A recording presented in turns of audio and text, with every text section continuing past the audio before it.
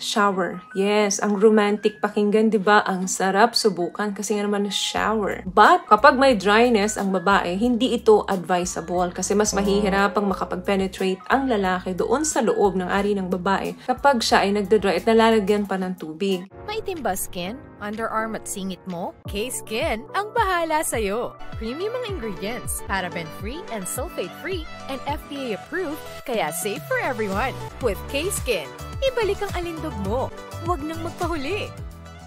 Hi guys! Welcome back to our channel. Kumusta po kayong lahat? Sana ay nasa mabuti po kayo. At sa mga hindi po nakakakilala sa akin, my name is Cheryl Ting. At kung bago lang po kayo sa channel na to, pwede po bang makahingi ng isang favor to please consider to subscribe dito po sa ating channel. And also, huwag niyo na rin po sanang kalimutan i-like and follow ang ating Facebook page official and also ang ating TikTok account, Cheryl Ting.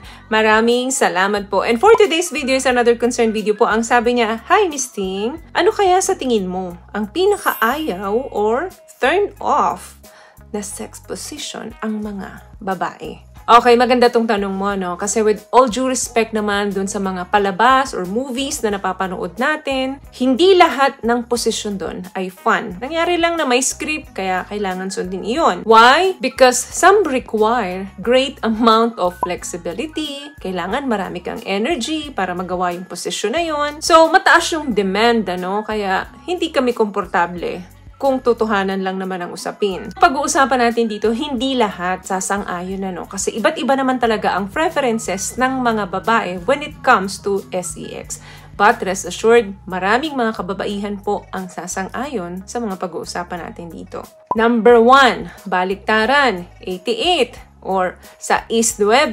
Yan yung mga tipo ng posisyon na multitasking. Kung papakinggan mo or titingnan mo sa iba, parang ang sarap subukang gawin. Oo, okay naman. Pleasurable naman. Kasi yan yung position na merong receiving and giving ng pleasure. Same time, doon kayo nagko-concentrate. Kaya lang, syempre, ang hindi maganda dito is kapag hindi ka medyo ready or hindi ka confident kung ano yung amoy mo down there, naiilang talaga yung mga kababaihan. At karamihan sa mga kababaihan, gusto nila na nakikita nila yung mukha ng partner nila sa tuwing sila ay nakikipag-make love. Gustong-gusto kasi karamihan ng mga kababaihan na nakikita nila yung expression ng partner nila sa tuwing sila ay nakikipagtalik dito. Kaya lang sa posisyon na to, wala kang makikita dahil ang makikita mo lang ay kadiliman. Nandun sa ilalim ng kanyang dalawang itlog, sa kanyang saging. So yan lang yung mga view na makikita niya. Kaya minsan, hindi talaga tumatagal ang babae dyan dahil hindi komportableng gawin. Pero sinusubukan naman, hindi nga lang nagtatagal. At kapag hindi talaga 101%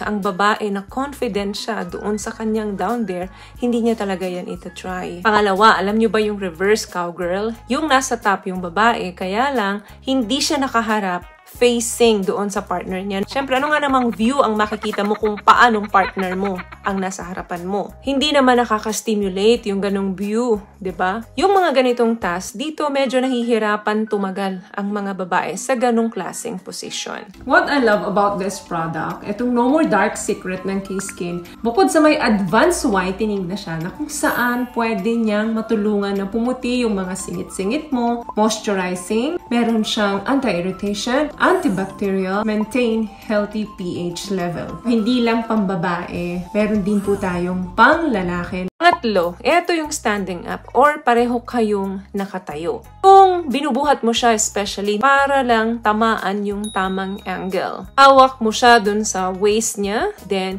hahanapin mo kung saang angle na papabor sa inyo pareho. Kung titingnan mo or nanonood ka lang, it's really fun and excitement. Pero kapag ikaw na ang gumagawa, nakakangawit na to. Hindi lang sa inyo, even sa aming mga babae. So kung panandalian lang naman, okay lang. For experience lang. Ito naman yung wheelbarrow. Nakahiga ang babae, then nasa ibabaw ang lalaki, pero nakaplank siya. Then, nakahawak yung lalaki doon sa legs ng babae at kailangan niyang i-lift yun. Then, i-wrap around niya yung legs ng babae doon sa waist ng lalaki. habang nakaplank yung lalaki doon sa ibabaw ng babae. Okay ito kung pareho kayong malakas, pareho kayong nag-gym. That way, increase yung stamina and yung energy muscle. And yung muscle strength. Kapag pareho kayong nag-gym, aktibo kayo, pareho kayong malakas, kayang-kaya nyo to. Pero dun sa mga hindi, mahihirapan talaga. So better na wag na lang subukan. Lalo na kung hindi masyadong flexible ang babae, baka pagtayo niya, may masakit na.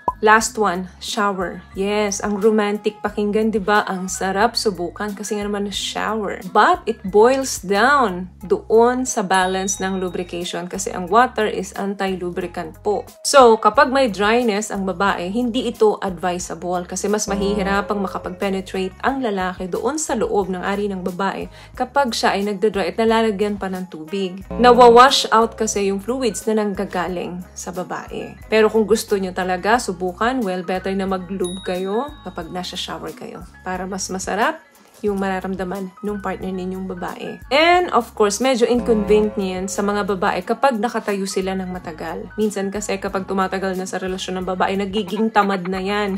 Gusto niyan pinagsisilbihan na lang sila sa kama. Lalo na dun sa mabilis mapagod, mabilis hingalin, gusto niyan nakahiga na lang talaga. So yun lamang guys ang video natin for today. I hope nakapagbigay po ako ng tips sa inyo at kung nagustuhan niyo po ang ating video, please give it a thumbs up, comment down below and also share this video na rin po sa mga kaibigan na sa tingin yung matutulungan ng video natin.